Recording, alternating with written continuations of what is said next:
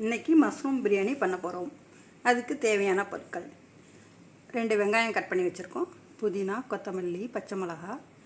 தாளிக்கிறதுக்கு தேவையான பொருட்கள்: பட்டை, கிராம்பு, ஏலக்காய் இலை, பிரிஞ்சி இலை, ஸ்டார் அனசி எல்லாம் வச்சுருக்கோம்.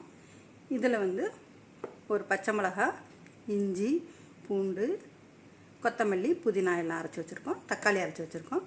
அரிசி. இதில் இந்த மஷ்ரூமில் எல்லா மசாலாக்களும் போட்டு வச்சுருக்கோம்.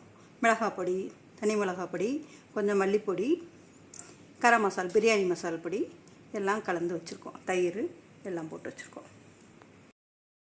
இப்போ எண்ணெய் ஊற்றிக்கலாம். ஒரே ஒரு ஸ்பூன் கீ ஊற்றிக்கலாம்.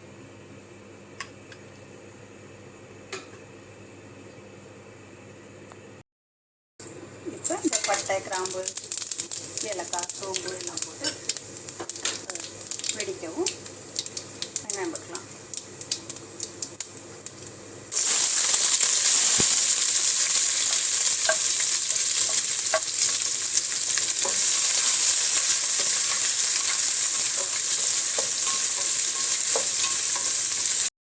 வெங்காயம் ஓரளவுக்கு வதங்கிடுச்சு. இப்போ நம்ம அரைச்சி வச்சுருந்த அந்த பச்சை மிளகாய், புதினா, மல்லி எல்லாத்தையும் இதில் போட்டுக்கலாம்.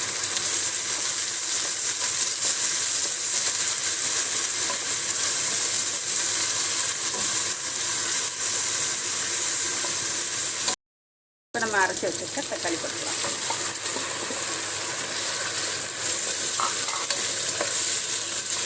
தக்காளி கூடவே புதினா, கொத்தமல்லி போட்டுக்கலாம்.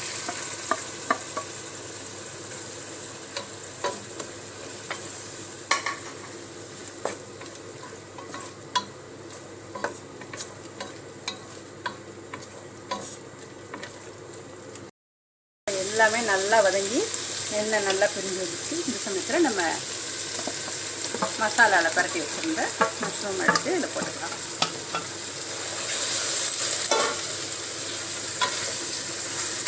இந்த மாதிரி மசாலாவில் ஊற வச்சுட்டு போட்டால் அது ஒரு நல்லா டேஸ்ட்டாக இருக்கும். இப்போ நல்லா வதங்கிடுச்சு, சூப்பராக வந்துடுச்சு. இப்போ நம்ம தண்ணி ஊற்றிக்கலாம். தண்ணி 2 கப் அரிசிக்கு 3 கப்பு தண்ணி ஊற்றினா போதும். அவ்வளோதான். தண்ணி கொதிச்சோடனே நம்ம அரிசியை போட்டுக்கலாம். இப்போ தண்ணி நல்லா கொதிச்சிடுச்சு. நல்லா கொதிச்சிடுச்சு. இப்போ நம்ம அரிசி போட்டுக்கலாம்.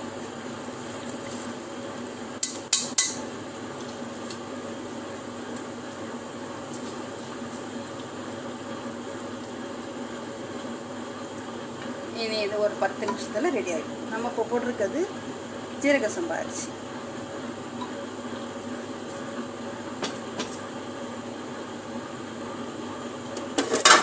மூடி வச்சிடலாம்.